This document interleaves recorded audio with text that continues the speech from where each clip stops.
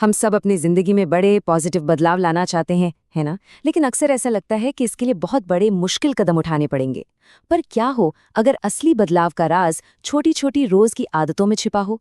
तो चलिए James clear की जबरदस्त किताब एटॉमिक हैबिट्स के मुख्य विचारों को समझते हैं, जो दिखाती है कि कैसे बिल्कुल छोटे छोटे कदम मिलकर एक असाधारण सफर तय करते।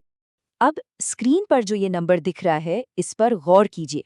37 गुना 37x। ये है क्या आखिर? कोई लॉटरी का नंबर? बिल्कुल नहीं। ये एक इतने शक्तिशाली सिद्धांत का नतीजा है जिसकी ताकत हम सब पर लागू होती है। तो ये 37x ये नतीजा है हर रोज सिर्फ 1% बेहतर होने का पूरे 1 साल तक। यही है कंपाउंडिंग की ताकत। जैसे पैसों पर ब्याज जुड़कर बढ़ता जाता है ना, ठीक वैसे ही हमारी आदतें भी समय के साथ कई गुना बेहतर नतीजे देती हैं। ओके, तो चलिए इस विचार में थोड़ा और गहराई में उतरते हैं। इसको कहते हैं छोटी जीत की शक्ति। सोचिए, एक पुशअप करना या बस एक पेज किताब का पढ़ना, उस पल में शायद लगे कि इससे क्या ही होगा, राइट? लेकिन लंबे समय में यही छोटे छोटे कदम पूरी मंजिल का नक्शा ही बदल कर रख देते हैं। और जेम्स क्लियर ने इसे क्या खूबसूरती से समझाया है। वो कहते हैं छोटी आदतें सिर्फ जुड़ती नहीं हैं, वे कंपाउंड होती हैं। मतलब उनका असर सीधा नहीं बल्कि कई गुना तेजी से बढ़ता है। बिल्कुल वैसे जैसे पहाड़ से लुढ़कता हुआ एक छोटा सा स्नोबॉल देखते ही देखते एक विशाल हिमस्खलन बन जाता है।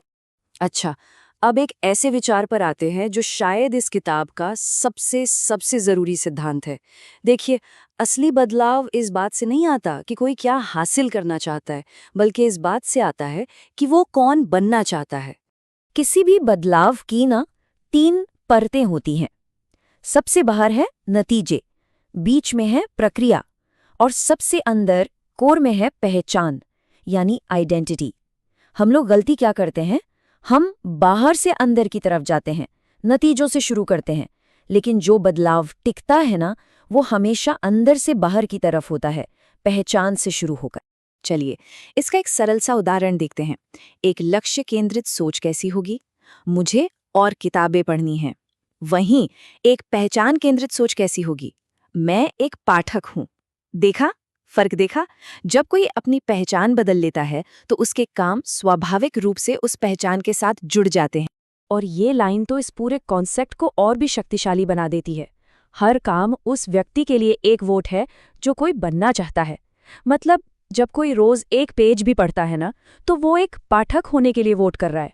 तो सोचने वाली बात यह है कि हर दिन के काम किस पहचान के लिए वोट कर रहे हैं।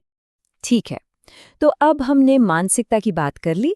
अब चलिए आदतों के मैकेनिक्स को समझते हैं।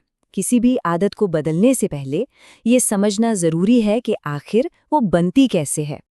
देखिए, हर आदत ना 4 चरणों के एक लूप को फॉलो करती है। नंबर 1 क्यू यानी ट्रिगर, नंबर 2 क्रेविंग यानी इच्छा, नंबर 3 रिस्पॉन्स यानी असल काम, और नंबर 4 रिवॉर्ड यानी इनाम। बस इन्हीं 4 चीजों का खेल है और यही वो फ्रेमवर्क है जिस पर अगले 4 नियम टिके हुए हैं। तो चलिए अब आते हैं इसके सबसे प्रैक्टिकल हिस्से पर, बदलाव के 4 नियम।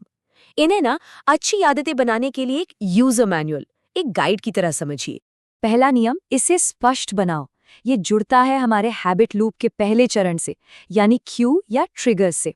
सीधी सी बात है, अगर आदत का संकेत ही सामने नहीं होगा तो आदत शुरू ही कैसे होगी, राइट?